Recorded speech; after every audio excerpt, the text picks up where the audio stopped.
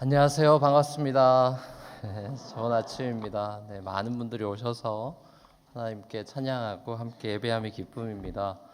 KPN 강단교류로 이렇게 섬기게 됐는데 굉장히 오랜만에 친정교회 같은 또 뉴제 초대교회 와서 또 이렇게 함께 예배하니까 너무 감회가 새롭고 또 저희 공동체가 탄생할 때부터 지금까지 많이 기도해 주시고 격려해 주시고 또 함께 해 주셔서 다시 한번 이 자리를 빌어서 감사 인사를 드립니다. 오늘 하물며의 아버지라는 제목으로 누가복음 말씀 함께 나누겠습니다. 오늘 본문에는 예수님의 제자라고 하는 인생의 그 첫 걸음마를 떼고 있던 제자들한테 예수님께서 기도에 관해서 가르쳐 주시는 내용입니다. 흔히 우리가 암송하는 마태복음 버전의 그 주기도문이 축약되어 있는 누가복음 버전의 주기도문입니다. 사실 제자들이 이렇게 해야 하는 기도니까 주기도문 로즈 프레어라기보다는 어쩌면 제자기도문 디사이플스 프레어라고 닉네임을 해도 좋을 것 같습니다. 아무튼 이 주기도문이 여러분이 잘 알다시피 크게 두 부분으로 나눠져 있죠. 첫 번째 파트는 하나님을 위한 간구, 그리고 두 번째 파트는 우리 자신을 위한 간구인데요. 하나님을 위한 간구는 하나님의 이름이 거룩히 여김을 받는 것과 하나님의 나라가 임하는 것입니다. 그리고 우리를 위한 간구는 날마다 일용할 양식을 주시는 것, 또 우리의 죄를 용서해 주시는 것, 또 우리가 시험에 들지 않게 해주실 것에 대한 간구입니다. 첫 번째 파트의 간구가 하나님의 통치, 하나님이 다스리심이 이 땅 가운데 이루어져서 하나님의 그 이름이 거룩히 여김을 받고 영광을 받으십시오라는 그런 간구의 기도고, 두 번째 파트는 그 하나님의 통치가 이 땅의 삶 가운데 임하는 모습에 대해서 그려주고 있습니다. 하나님의 그 통치, 하나님의 나라라는 것이 우리의 데일리 라이프 가운데 하루의 그 직장 생활과 가정에서의 삶 속에 임한다라는 것을 보여주는데요. 그러니까 이 땅을 살아가는 사람들의 일상 가운데, 다시 말하면 일용할 양식의 문제나 또 사람 사이의 관계의 문제, 또 영적 전쟁의 현실 속에 하나님의 통치, 하나님의 나라가 들어와 있다. 그리고 그 통치가 임하길 원합니다라는 간구인 것이죠. 그러니까 인간의 육체적인 필요, 또 정신적인 필요, 그리고 영적인 필요에 대한 간구라고 할 수 있습니다. 이 세 가지가 우리에게 필요하지 않습니까? 인간을 지으신 하나님께서 우리의 필요를 너무나 잘 알고 계셔서 머리털까지 세신 바 되신 분이라서 우리의 육체적, 정신적, 영적 필요를 다 아시고 그 필요를 채워주시는 그 하늘 아버지에게 기도하라라고 가르쳐 주시고 계십니다. 근데 가만히 생각해보면 실제로 필요를 느끼지 못하는 사람은 아버지를 찾지 않습니다. 그렇죠? 그것이 뭐 육체적인 필요든 정신적인 필요든 영적인 필요든 사람이 하늘 아버지에 대한 필요조차 느끼지 못하면 하나님을 찾지 않습니다. 많은 사람들은 이 필요를 이 땅의 것들로 너무 쉽게 대체해버리기 때문에 마치 우리가 집에 먹을 것이 없는데 배는 고프고 밖에 나가 장을 봐야 되는데 너무 귀찮고 날도 춥고 그래서 그냥 집안을 막 뒤지다가 오래된 라면을 꺼내서 그렇게 끓여 먹으면 건강엔 별로 좋지 않지만 맛은 있고 배도 당시에는 부를 수 있는 마치 그런 현상처럼 우리가 이 땅의 우상들로 배를 금방 채워버립니다. 그래서 하늘 아버지 하나님을 찾는 것, 하나님을 필요로 하는 것 자체가 복이라는 걸 알 수 있습니다. 이것이 팔복의 첫 번째 복인 거죠. 심령이 가난한 자의 복인 것입니다.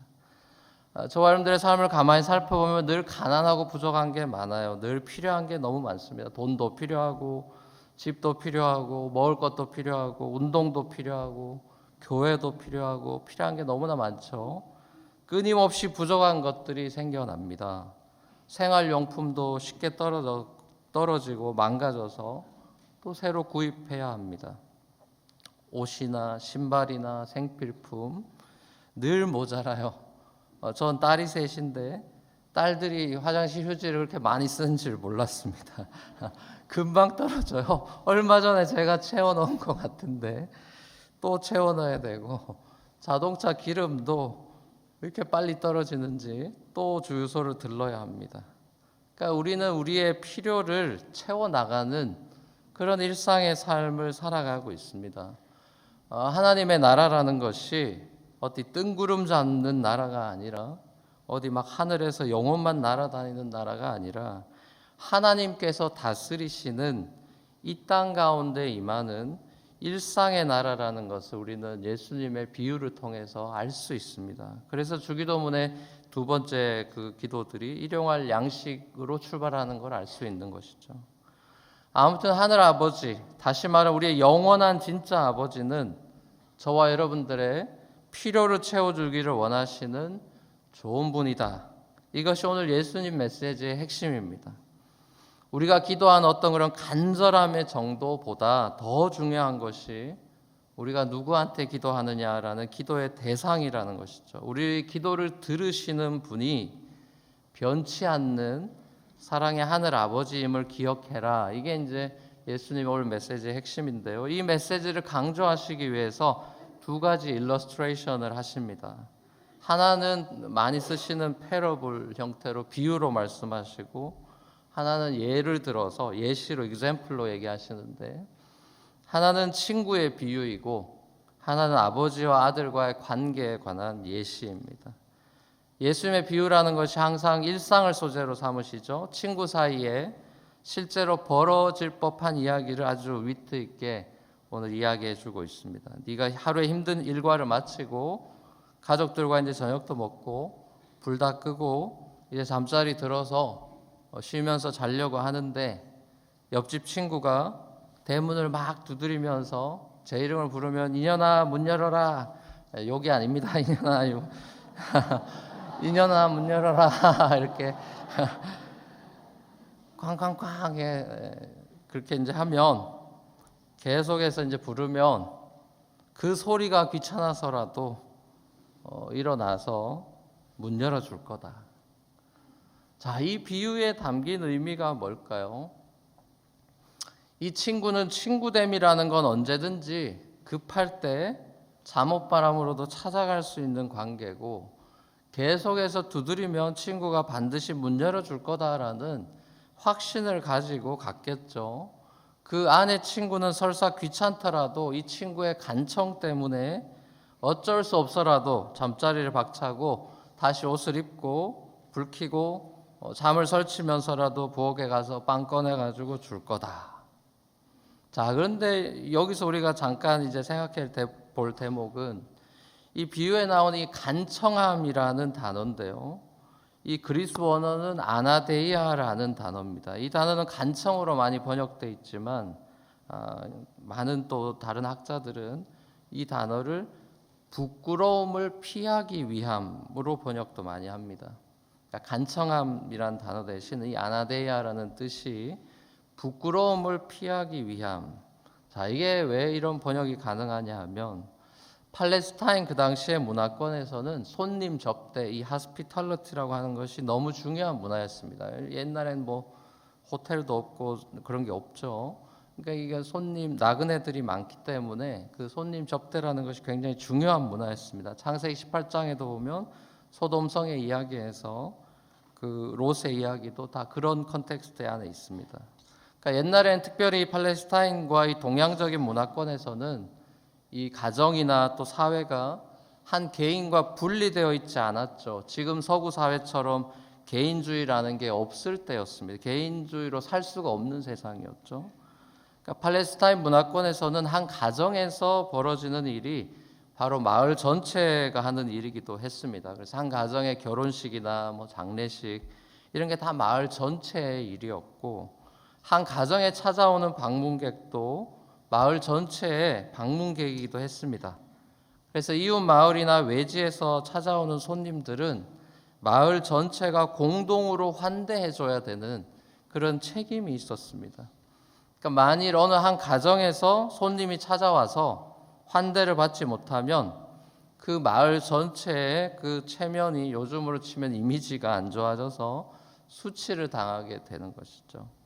그렇기 때문에 당시 유대 촌락에서 어느 한 가정이 손님을 맞이하게 되면은 그것은 그 가정만의 환대가 아니라 마을 전체에 그런 명예와 체면이 걸려 있는 일이었기 때문에 환대해 줘야 돼서 이웃한테 찾아가서 도움을 요청하면 그 이웃이 최선을 다해서 그 가정을 도와줘야 되는 것이 불문율이고 문화였습니다.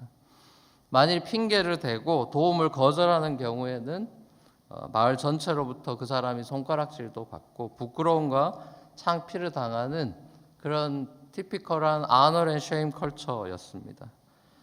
그러니까 이 잠자던 친구를 깨웠던 그 친구의 간청은 사실 자신의 체면과 또 손님 접대라고 한 아주 중요한 일 때문에 자기 친구한테 아주 급한 도움을 부탁한 컨텍스트죠. 그리고 그 간청을 들어준 친구도 너무 귀찮았지만 이 전체 공동체의 환대 책임 때문에 그 부탁을 들어준 것입니다.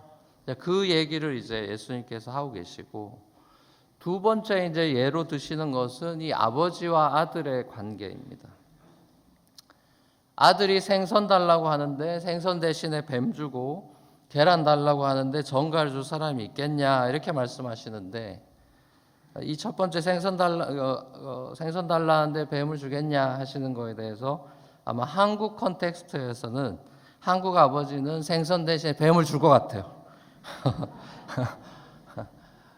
먹고 힘내라. 근데 그 당시 컬처에서는 뱀이나 이 정갈은 사막에 있는 이제 독성이 강한 동물을 상징하는 것입니다. 그러니까 먹고 죽을 수 있는 좋지 않은 것을 상징하는 거죠. 아버지가 자식한테 안 좋은 독 있는 걸 주겠냐라고 예수님이 반문한 거죠. 아무리 악한 아버지라 할지라도 아들한테 그런 거 줄 리가 없다 이런 얘기를 하시면서 하물며 하늘 아버지께서 자기 자식들에게 좋은 것을 주시지 않겠느냐 이렇게 되물으신 거죠. 결국 예수님은 이 친구 관계의 우정이라고 하는 것, 프렌십, 또 그리스어로는 이제 필라델피아처럼 필리아라고 이야기하죠.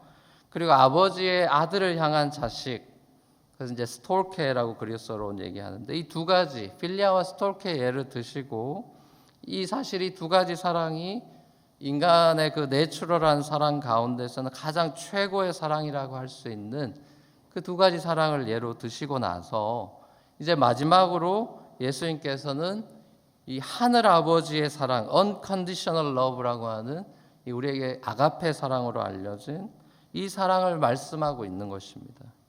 그러니까 이 앞에 두 가지 이 필리아와 스톨케와는 비교되지 않는 내추럴 러브가 아닌 슈퍼내추럴한 초자연적인 절대적인 사랑을 말씀하고 있습니다. 그러니까 사실상 우정 때문이 아니라 또 어쩔 수 없는 상황에서 자기들의 편의와 체면을 유지하기 위해서 친구에게 빵을 이 한밤중에 건네주는 그런 모습이나, 또 비록 자기는 악해도 자식한테만큼은 좋은 것 주려고 하는 그 부정, 아버지의 모습과는 달리 하늘 아버지는 선하시고 자비로우셔서 우리의 그 간청을 오히려 적극적으로 기다리고 귀찮아하지 않고 우리에게 알이나 생선과 같은 물질적인 것뿐만 아니라 그 누구도 줄 수 없는 성령을 주시는 분이다. 누가는 그렇게 기록하고 있습니다.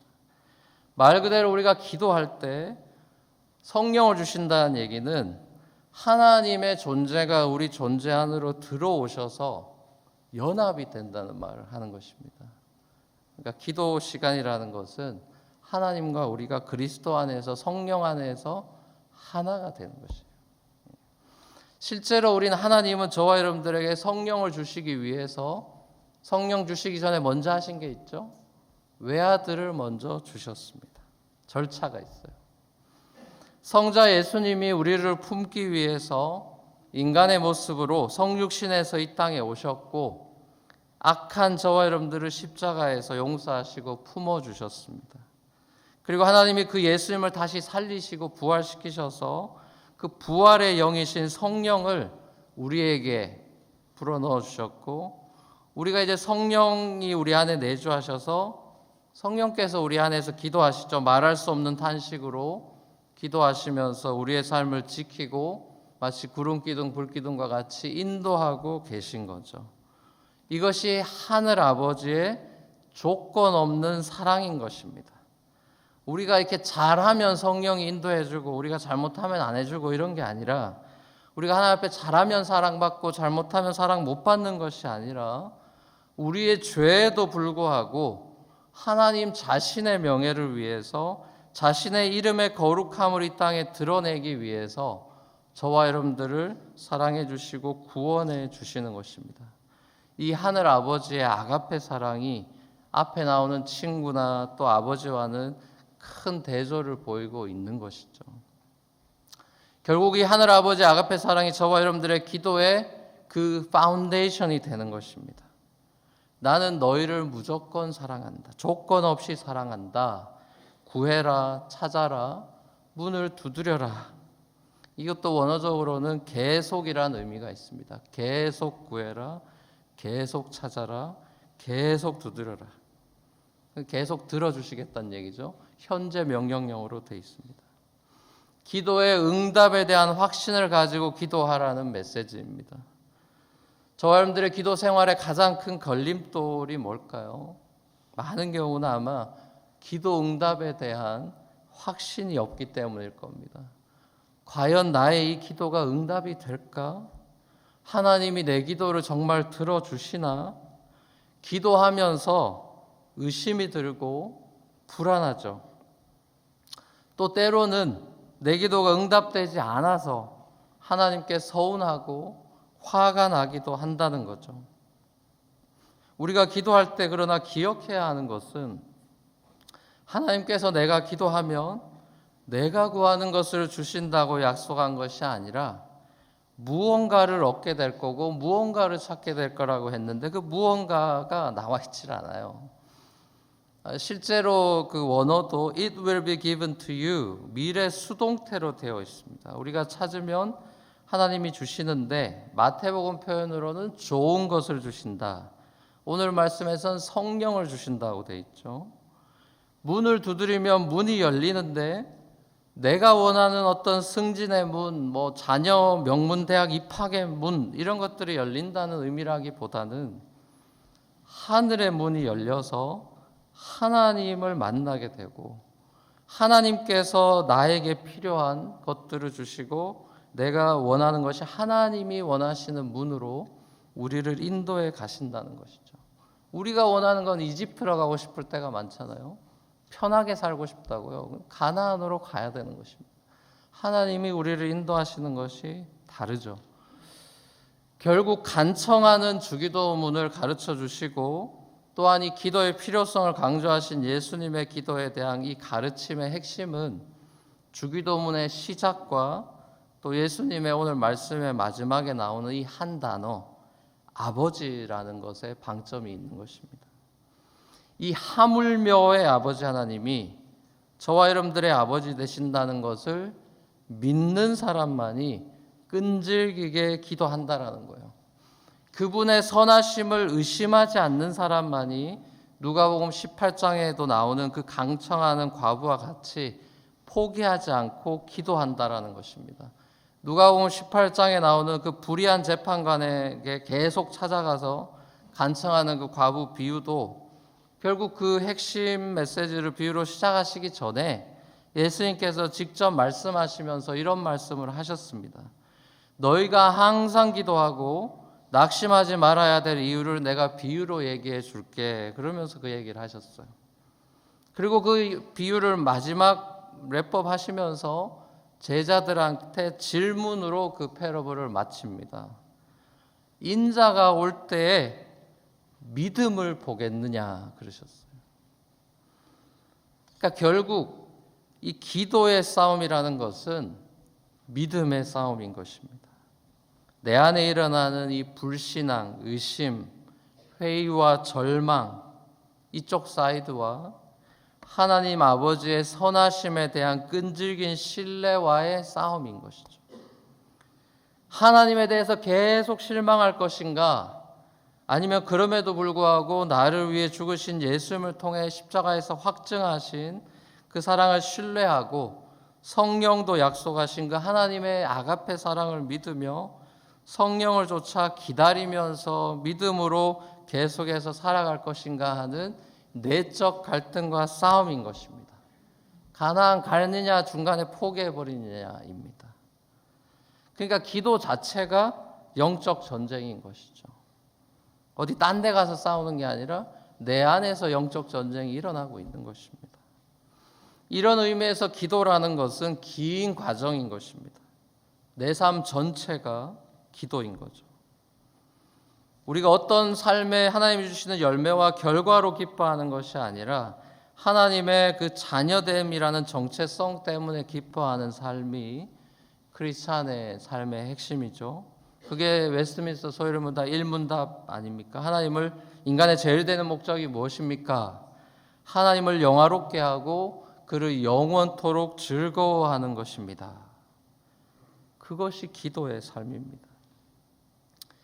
그래서 누가는 예수님께 제자들에게 기도에 대해서 예수님이 기도 가르치시기만 한 분이 아니라 실제로 기도의 삶의 모범을 보여주시는 장면들을 누가복음 내내 기록해 놓고 있습니다. 예수님께서는 사역보다도 아버지와의 교제가 항상 우선순위였다는 것을 보여주고 있는 거죠. 그래서 세례 받으실 때 또 변화산상에서 부활의 그런 프리뷰를 보여주실 때 하나님의 음성을 듣는 걸 봅니다. 아버지의 그 사랑의 음성을 들어요. 너는 내 사랑하는 아들이다. 내 기뻐하는 자다. 예수님의 미션보다도 정체성을 재확인시켜 주는 것입니다. 그 사랑의 음성을 들을 때 그 사명을 다시 회복하게 되는 거죠. 기도의 시간은 우리의 눈을 하늘을 향해서 들어서 이 하물며의 선하신 아버지의 사랑을 재확인하는 시간이 돼야 되는 것입니다. 그러니까 기도 시간의 중심은 응답에 있지 않고 이 하나님의 음성과 사랑을 확인하는 시간인 것이에요. 사실 그거면 충분합니다, 여러분. 예수님은 하나님 아버지의 끈질긴 사랑을 믿었기 때문에 기도하신 것입니다. 우리의 끈질긴 기도는 우리를 향한 하늘 아버지의 끈질긴 사랑에 기초해야 하는 것입니다. 그리고 우리는 하나님만이 내 삶의 필요를 채울 수 있는 육체적, 정신적, 영적 필요를 채울 수 있는 유일한 분이라는 것을 끈질기게 믿어야 하는 것입니다. 내가 열심히 하면 데일리 브레드를 가질 수 있다는 것도 브레드를 가져가시거나 만나 안 내리시면 아무것도 할 수 없다는 것을 훈련하시고 깨닫게 하실 수도 있을 겁니다. 하나님만이 우리를 채울 수 있는 유일한 분임을 끈질기게 믿어야 합니다. 그래야만 우리가 기도할 수 있습니다. 성령이 우리를 이끌어 가시고 사망의 음침한 골짜기를 지나서 마침내 아버지의 집으로 인도하시고야 마실 것입니다. 그리고 예수님처럼 저와 여러분들도 아름답게 부활의 몸으로 변화돼서 새하늘과 새 땅에서 영원토록 살게 될 것입니다. 사랑하는 우리 뉴저지 초대교회 성도 여러분, 오늘 우리는 주일 예배를 하나님 앞에 드리러 이렇게 모였습니다. 사실 매 주일이 어떻게 보면 부활주일이고 또 감사주일입니다.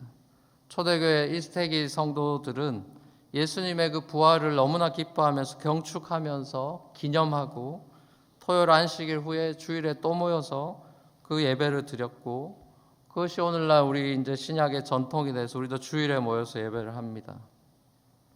부활의 영광을 미리 맛본 사람은 십자가를 질 수 있습니다. 고난의 길을 인내로서 걸어갈 수 있습니다. 부활을 믿는 사람은 절망 가운데서도 이 선하신 하나님 아버지를 신뢰하면서 심지어 십자가에 죽고 순교까지도 할 수 있습니다. 왜냐하면 아버지께서 다시 살리실 것을 믿기 때문이죠. 아브라함이 이삭을 바치고 죽이려고 했던 것도 이 부활을 믿었기 때문이라고 히브리서 기자가 기록하고 있죠. 믿음의 조상을 기록하고 있습니다. 십자가가 하나님의 그 사랑의 확증이라면 부활이라고 하는 것은 그 사랑이 우리를 어디로 인도하시느냐 를 보여주는 열쇠죠. 그 사랑 우리를 가나안으로 아버지 집으로 인도하십니다. 하나님은 때로 여러분을 사망의 음침한 골짜기로 인도하실 겁니다. 그래서 여러분 하나님의 그 없는 하나님의 부재, 하나님이 안 계신 것 같은 그런 경험들도 하면서 힘겨워하고 또 기도할 힘조차 없게 낙심하는 경험을 하게 될 것입니다. 낙심할 겁니다. 그래서 성경은 낙심하지 말라고 하는 것입니다. 우리가 너무 쉽게 자주 낙심하기 때문입니다. 하지만 여러분, 하나님은 하물며의 아버지시고 반전의 대가이십니다. 하나님은 우리가 미처 생각지도 못한 방법으로 저와 여러분에게 당신의 좋은 것을 주십니다. 많은 경우 주님의 좋은 것은 제게는 좋을 것이었어요. 지금 당장 제 눈에는 좋아 보이지 않았지만 장차 좋은 것이 더 되돌아보니까 그게 좋은 거였구나. 그러니까 좋을 것이 좋은 곳으로 와 있더라고요. 마침내 우리가 부활의 몸을 입을 수 있도록 하나님은 저와 여러분을 거룩하게 당신의 자녀답게 하루하루 우리를 빚어가실 것입니다. 그러니 여러분 믿으십시오. 또 믿으십시오. 기도하십시오. 또 기도하십시오. 부활은 우리에게 산 소망, 세번역으로 하면 살아갈 희망, living hope을 줍니다. 이 부활의 산 소망 속에서 쉬지 않고 계속 아버지께 간구하며 이 하물며의 아버지 사랑 안에 거하는 저와 여러분이 되시기를 우리 주 예수님의 이름으로 간절히 축원합니다. 참 기도하시겠습니다.